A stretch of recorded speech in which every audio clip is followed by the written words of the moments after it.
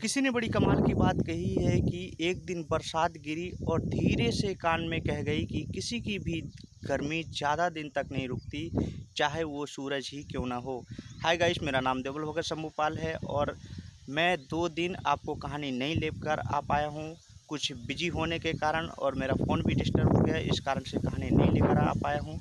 और अब मैं कोशिश करूँगा कि शायद डेली ही कहानी लेकर आऊँ, क्योंकि अभी मेरे मई और अप्रैल के कुछ ऑर्डर्स हैं जिनको लेकर मैं बिजी हूँ। वो सारे ऑर्डर्स जून में ऐड हो गए हैं, इस कारण से थोड़ा बिजी होने के कारण कहानी नहीं ले पा रहा हूँ, उसके लिए सॉरी।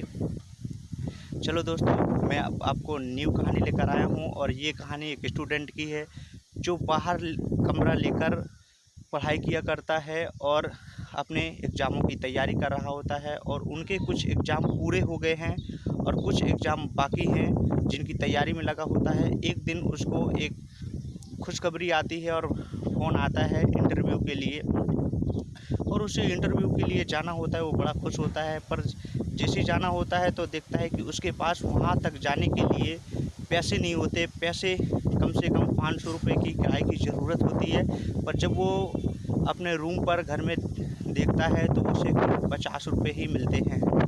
फिर वो सोचता है मैं किसी दोस्तों से कैसे मांगूं, और एक गरीब परिवार का लड़का कैसे खर्च चलाना है, क्योंकि दोस्तों के पहले से ही कुछ कर्ज लिए था और वो ही नहीं पिछले नहीं दे पाया था। तो उसने सोचा कि अब मांगूंगा शायद वो दें या ना दें, इसलिए उसने पैसे नहीं मांगे और निकल पड़ा। बोले उसने सोचा जो होगा देखा जाएगा, शायद वहाँ कोई मदद मिल जाए, कोई मुझे लिफ्ट दे दे और मैं वहाँ तक पहुँच सकूँ।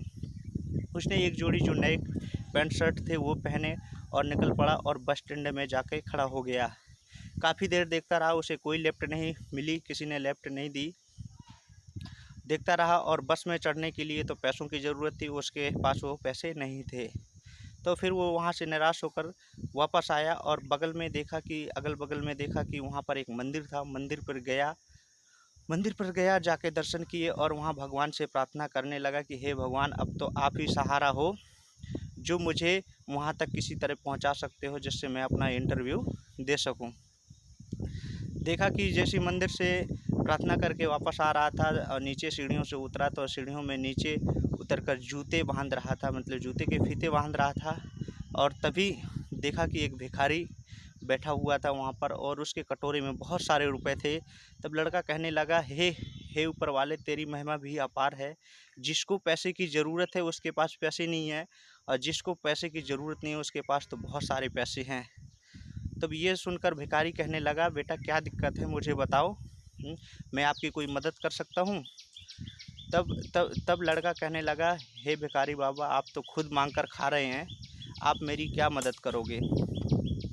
तब भिखारी कहने लगा, मैं मांगता नहीं हूँ, मैं यहीं बैठा रहता हूँ। लोगों को पुण्य कमाना होता है, मंदिर आते हैं तो मेरे कटोरे में डाल जाते हैं पैसे, वो अपना पुण्य कमाते हैं, और मेरे पास इतने पैसे आ जाते हैं कि मुझे एक वक्त का तो खाना चाहिए होता है, और कुछ मेरी दवाइयाँ चल रही हैं, इलाज करा लेता हूँ। जो पैसे बाकी एक्स्ट्रा बच जाते हैं तो मैं खुद दान पेटी में डाल देता हूँ। अगर आपको मदद चाहिए तो आप पैसे यहाँ से ले सकते हैं। तो वो लड़का बोलता है, बाबा जी मुझे सिर्फ 500 रुपये की कम से कम ज़रूरत है। अगर 500 मिल जाएंगे तो मेरा काम चल जाएगा और मैं वहाँ पर पहुँचकर अपना इंटरव्यू दे सकूँगा। बोले कोई दिक्कत नहीं, आप 500 रुपये ले लो और अपना इंटरव्यू जाके दो। वो लड़का वो भिखारी बाबा जी से 500 रुपये ले लेता है और वहाँ पर जाता है, और वहाँ पर पहुँचकर उसका इंटरव्यू होता है और वहाँ पे उसका सिलेक्शन हो जाता है। वो बड़ा खुश होता है और कहता है कि सबसे पहले मैं धन्यवाद दूंगा उस भिखारी बाबा को जिनकी मदद से, जिनके पैसों से आज मैं इंटरव्यू दे सका और मैं आज मेरा जो सिलेक्शन हो गया। सबसे पहले मैं वहाँ जाऊँगा और जाकर उनसे मिलूँगा। जैसे ही वो शाम को आता है, वापस आता है, तब देखता है तो वहाँ तो एकदम बिल्कुल चेंजिंग हो चुकी थी और बहुत सारी मंदिर में भीड़ लगी हुई थी। तो वो लड़का देखा भीड़ को टालते हुए, बोले देखता हूँ क्या हो गया है। जैसे ही देखा तो बोले क्या हो गया, तो बोले कि यहाँ भिखारी रहता तो वो ख़त्म हो गया है।